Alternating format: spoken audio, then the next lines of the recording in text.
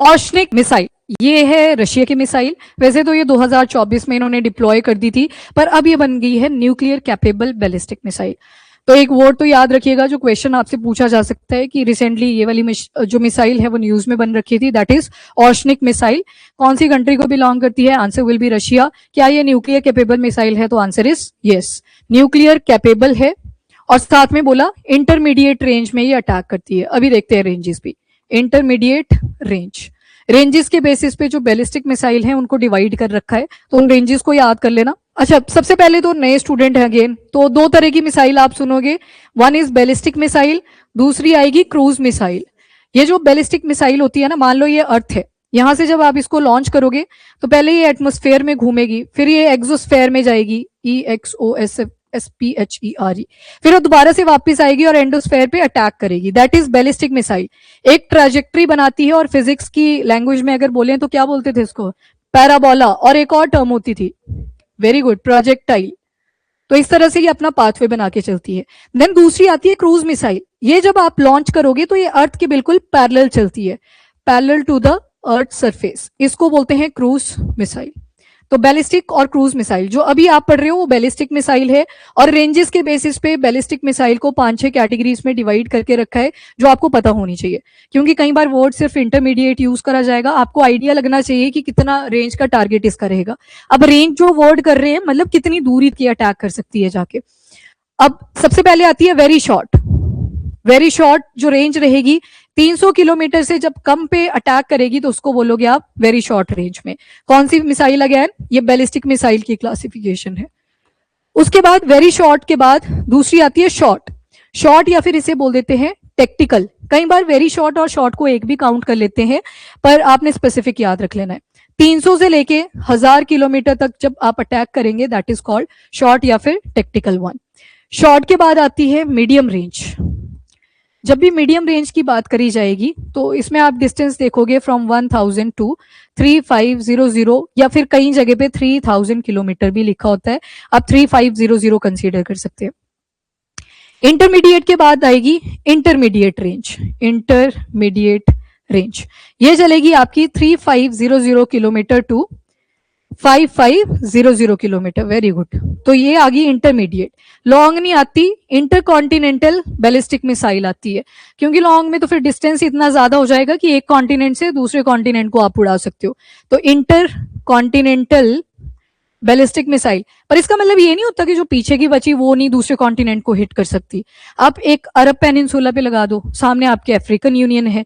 Intermediate range में ही Russia ने बोला कि इतना डिस्टेंस है कि यूएस को इजीली अटैक कर सकते हैं, अलास्का वाला पॉइंट जुड़ा हुआ है, तो जरूरी नहीं होता कि ये इंटरकॉन्टिनेंटल नहीं है। बस बाइफर्केशन मल्टीफर्केशन करने के लिए डिफरेंट टर्मिनोलॉजी यूज कर ली जाती है। तो ये जो आपका इंटरकॉन्टिनेंटल बैलिस्टिक मिसाइल है, ये आ जाएगा अबव 5500 किलोमीटर। तो ये रेंजेस की क्लासिफिकेशन है बैलिस्टिक मिसाइल की on the basis of their ranges. Very short 300 kilometre से कम का डिस्टेंस, शॉर्ट में 300 से 1000, कई जगह पे अगर शॉर्ट ही लिखा हो तो वो 1000 से कम का ही होगा, फिर वो सारे कवर कर रहा है। देन मीडियम रेंज 1000 से 3500, उसके बाद 3500 से 5500 आपकी intermediate, and then intercontinental ballistic missile, जो 5500 से ज्यादा अगर कोई भी मिसाइल आएगी वो इसी कैटेगरी में आएगी। तो अब इसके थोड़े से बेसिक पॉइंट देख लो। तो अभी रिसेंटली रशिया ने अनाउंस कर दिया कि जो ऑर्शनिक मिसाइल है हमारी, वो एक्टिवली सर्विस में एंटर कर चुकी है। पर कौन सी जगह पे? बेलारूस। क्योंकि जो बेलारूस है, अगर आप मैप पे देखोगे, यूक्रेन ने तो बोल दिया था मेरे को क्या बनना है, नाटो का मेंबर, तो इस करके इनकी लड़ाई छिड़ जाती है। ऊपर जो रशिया का एलाय बचा बेलारूस, ये देखो साउंड भी रूस की तरह करता है, ये बेलारूस में डिप्लॉय करी जाएंगी। क्यों? क्योंकि बेलारूस जो है अब वो ट्रांजिशन कंट्री की तरह एक्ट करेगा बिटवीन नाटो मेंबर्स और रशिया। यहाँ पे बॉर्डर देखोगे तो सारे किसके साथ लग रहे हैं? कहीं ना कहीं नाटो मेंबर्स के साथ, यूक्रेन को अगर एक्सक्लूड कर दिया जाए। Latvia member of NATO, Estonia भी है पर इसके साथ बॉर्डर नहीं लग रहा है, जो बेलारूस वाला पार्ट है। Then Lithuania member of NATO, Poland member of NATO. तो यहाँ पे जाके बेलारूस में डिप्लॉय करी है न्यूक्लियर कैपेबल मिसाइल, जिसका नाम है ऑर्शनिक मिसाइल। लग गया पता? बाकी यूक्रेन के साथ भी बेलारूस का बॉर्डर है, पर Ukraine is not a member of NATO. इसी के पीछे तो रशिया और यूक्रेन तब से लड़े जा रहे हैं कि नहीं नाटो नाटो नहीं करना, ये बोल रहे करना है, तो दोनों नाच रहे हैं। एक सॉन्ग भी है ना कुछ ऐसा ही, क्या है? अच्छा, वो नाटू नाटू है, ठीक है। ऑर्शनिक मिसाइल के बारे में देख लो। Intermediate range nuclear capable ballistic missile, 3 शब्द आ गए यहाँ पे। इंटरमीडिएट रेंज कहां से कहां तक आया, 3500 से 5500 किलोमीटर। उसके बाद लिखा न्यूक्लियर कैपेबल, न्यूक्लियर वॉरहेड आप इसमें यूज कर सकते हो। देन बैलिस्टिक मिसाइल, उसकी ट्रैजेक्टरी को बता रहे हैं, पहले एंडोस्फेयर, एक्सोस्फेयर, दोबारा से एंडोस्फेयर में आके हिट करेगा। आफ्टर दैट ये ऑपरेशनल तो 2024 से ही था, और जो यूक्रेन की एक डिफेंस इंडस्ट्री है नाइप्रो में लोकेटेड यूक्रेन में, ये इसका नाम है, यहाँ पे अटैक करने के लिए यूज करा था। अभी इसको बेलारूस में एक्टिवली रख दिया गया है, डिप्लॉय कर दिया गया है, ताकि वो जो ट्रांजिशन है बिटवीन यूएस और नाटो के अलाइज, उसमें एक जो डिफरेंस है, जो बॉर्डर है, वो इंश्योर करा जा सके। ठीक है, नेक्स्ट फीचर क्या क्या है, तो 15 से 18 पॉइंट मीटर लॉन्ग है, काम की नहीं है, और इसे माउंट करा जा सकता है किसी भी ट्रांसपोर्टर के ऊपर।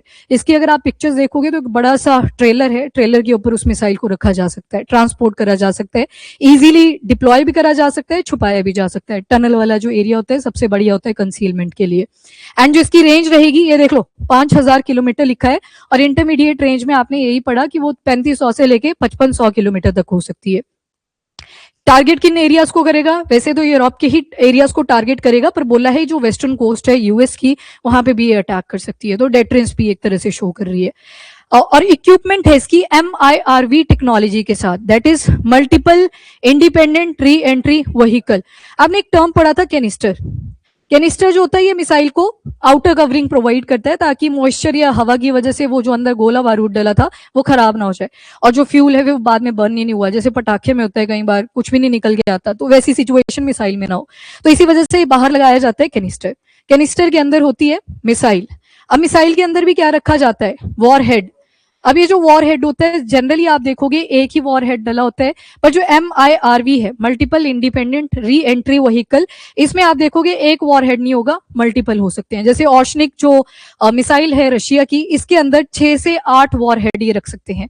अब जहां पे एक मिसाइल के लॉन्च पे एक ही वॉर हेड निकलना था, एक ही जगह पे उसने टारगेट करना था, मल्टीपल वॉर हेड की वजह से आप मल्टीपल एरियाज को एक साथ टारगेट कर सकते हो सकता है जो दूसरी तरफ आपका टारगेट था वो मूवेबल था, तो शायद एक वॉर हेड मिस कर जाए पर दूसरा उसको अटैक कर देगा, जो पॉसिबिलिटी है वो 8 टाइम बढ़ जाएगी यहाँ पे उस टारगेट को अटैक करने की।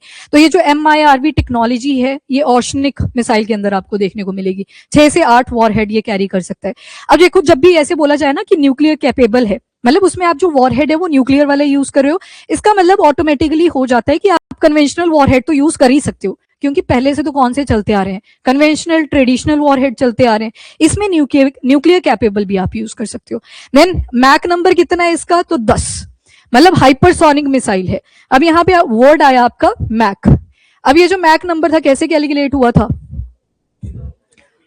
ऊपर लिखोगे ऑब्जेक्ट की स्पीड, यहाँ पे ऑब्जेक्ट कुछ भी हो सकता है, मिसाइल हो सकती है, एयरक्राफ्ट हो सकता है, एनीथिंग, और नीचे क्या आएगा, स्पीड ऑफ साउंड, इसके साथ इसको कंपेयर करा जाता है। वैसे तो स्पीड ऑफ साउंड 333 मीटर पर सेकेंड, पर सॉलिड में है, लिक्विड में है, गैस में है, वैल्यू वेरी कर जाती है। अभी इजी कैलकुलेशन के लिए इसको हम ले लेंगे 10 के आसपास, ताकि इजीली कैलकुलेट हो जाए।